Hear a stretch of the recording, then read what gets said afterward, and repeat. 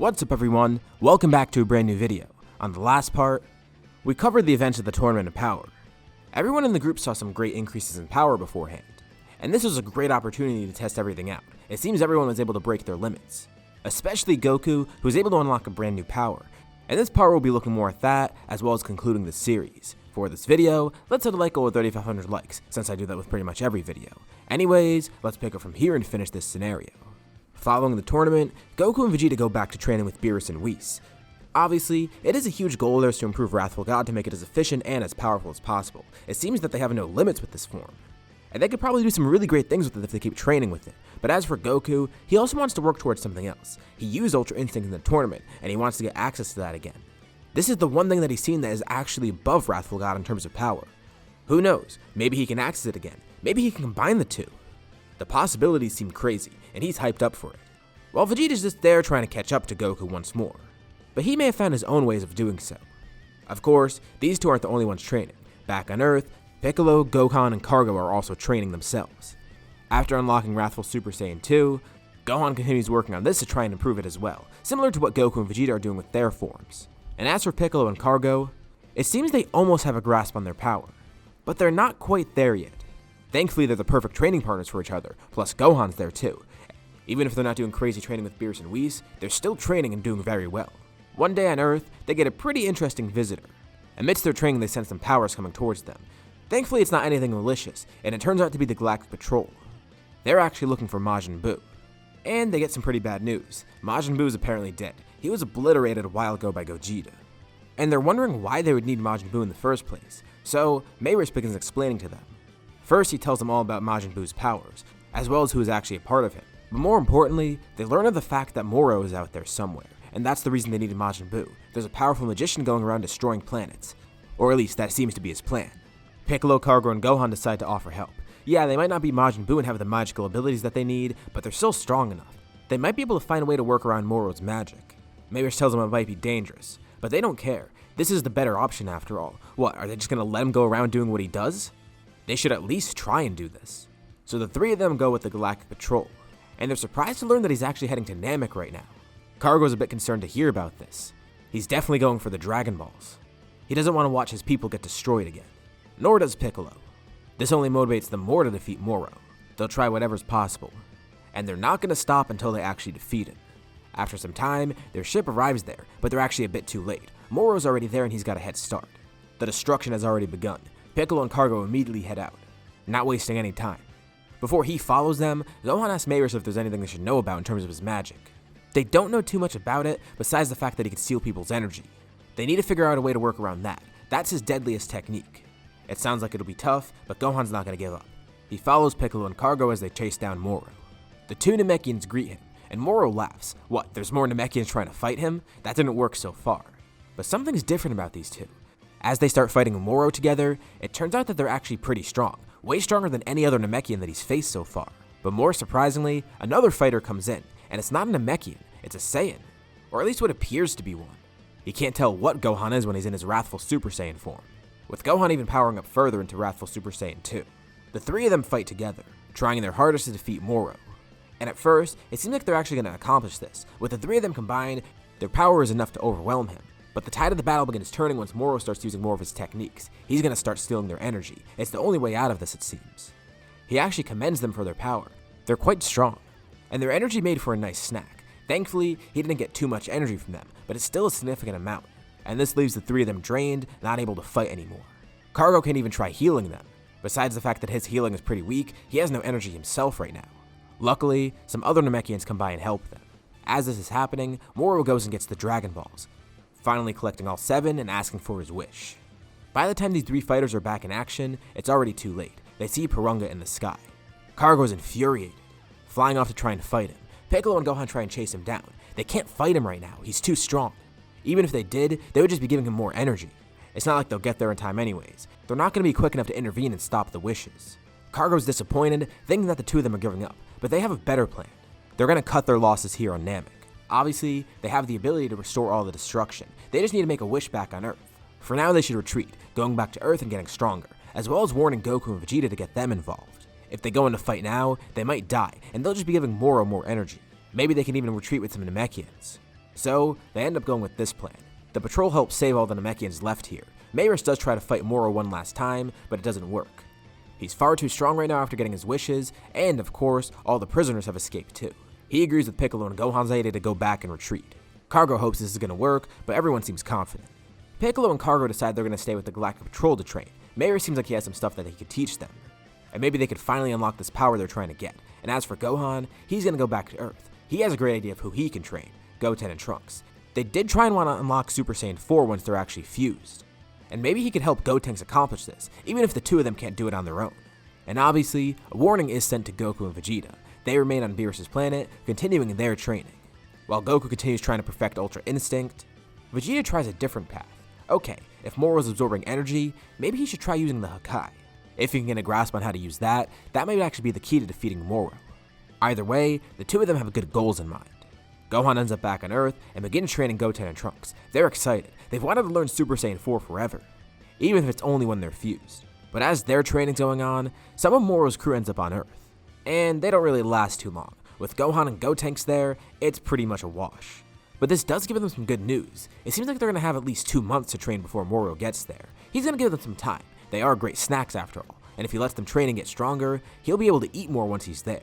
And this works perfectly in their favor. It gives Goku and Vegeta more time to do whatever they're doing, and as for Gohan and his group, they're all going to get a lot stronger in that time frame.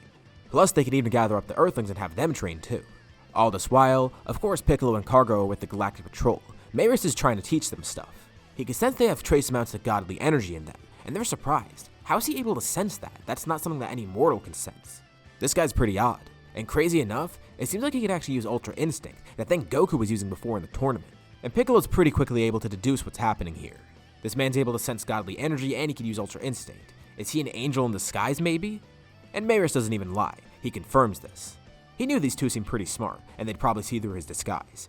And that's exactly why he's training them. Of course, he can't get involved personally and fight, but there's nothing against him training them. This is basically what Goku and Vegeta are doing with Whis, his older brother. So he may as well try it too. Of course, these two probably aren't going to be able to get Ultra Instinct, but he can tap into their power and help them unlock that godly power that they're trying to get. And they've shown off what they've been working towards. They power up trying to summon all the godly ki within them. And not much physically changes about their appearance. They have a slight red glow to them, and their eyes change color too. But it's kind of tough for them to maintain this, and plus, they know they could probably go beyond this too. They just call this form a Namekian god. Or even more simply, their red-eyed form. Mayris tells them they're heading down a great path. So he continues working with them as they try and unlock this. Back on Earth, Gohan's making some great progress by spearheading this assault against Moro's crew. Goten and Trunks have grown a lot stronger individually, and it seems that when they fuse, they actually can access Super Saiyan 4 now, and it's kind of weird. Whenever they transform into it, well, they age up completely. Like, Gotenks stays as a normal child at first, or as normal as two fused half Saiyans can be, and then completely grows up when he transforms.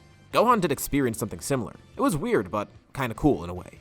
But whatever, he doesn't question it. Of course, the humans join him too, and surprisingly, even Dende does. They do remember that Dende did teach Cargo how to heal people, and in exchange, Cargo was trying to teach his brother how to fight better. Of course, Dende's not that powerful as a warrior, but he's slowly getting the hang of it, and maybe Gohan could whip him into shape so he's actually a better fighter. It would be nice to have the Guardian of Earth fighting after all, although they'd have to be really careful to protect him since he is weaker than them, and if he dies, everyone might be doomed. But they're glad and surprised to see that he wants to fight. 2 months pass, and everyone feels ready. For Goku and Vegeta, it's going to take them a bit longer, since they're not going to be able to head to Earth until they sense people's energy. They're not going to know when it's going down. But thankfully, as soon as they sense it, Whis is going to be able to take them there pretty quickly. Gohan gets his crew ready. There's some Galactic Patrolmen there, Goten and Trunks, the humans, and Dende. Moro's crews begin arriving, and thankfully, at first they don't seem like too big of a threat. A lot of them are defeated pretty easily and arrested, but as the fight continues, more and more strong ones begin appearing. Goten and Trunks end up fusing, showing off Super Saiyan 4 Gotenks, and Gotenks begins demolishing all the crews there, alongside his half-brother Gohan. But then they encounter someone really interesting, 7-3. During the battle, he's able to grab onto Gotenks' neck. Gotenks jumps away pretty quickly, thinking that he was about to get killed. But something weird happens. He and Gohan watch on and they see 7-3 begin making ghosts. Wait, that's Gotenks' technique, how's he doing that? His power increases dramatically, and they realize what happened. He just stole Gotenks' power. Gotenks goes to clash with 7-3, and the two are perfectly even. Actually, 7-3 has an advantage when you think about it. He's got infinite energy. So Gohan needs to join in and help Gotenks. With the two of them together, they're able to actually overwhelm 7-3 now. 7-3 tries to steal Gohan's power too, but he's smart enough to avoid this. But it seems like it's not over for 7-3 yet. He has one more trick up his sleeve. They watch as the gem in his head changes, and someone else appears on there, Moro. He stops using Gotenks' powers and begins using Moro's. Crap, this is bad. They try and fend him off, but 7-3 is growing stronger and stronger. And they're getting concerned, but two more powers show up. A ship lands nearby, and quickly, two warriors approach. Surrounded in a bluish-purplish aura, they see that it's Piccolo and Cargo. Dende's amazed. He didn't know Namekians get new forms. He wants to get that. Piccolo and Cargo are just as surprised to see Gotenks with Super Saiyan 4.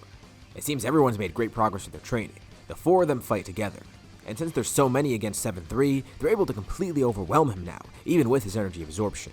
They're trying to work as quickly as possible to counter this. Of course, they remember how their fight with Moro went, so they're wasting no time here. And they're trying to avoid key attacks as much as possible. Not only have Piccolo and Cargo grown stronger, but their techniques have become greater too. They're fighting with such grace and speed. And it's incredible to see it in action. Together, all four of them defeat 7-3, completely erasing him to make sure nothing else bad happens. Alright, things are going okay. They've defeated most of Moro's crews and there's only a few people left, and with how many strong people they have now, it should be fine. And now it's time for the main course. Moro begins descending on the planet. He's quite surprised to see that they defeated 7-3, but he says they won't get so lucky with him. He's eaten a bunch of planets in the time that's passed, and gotten a lot stronger along the way.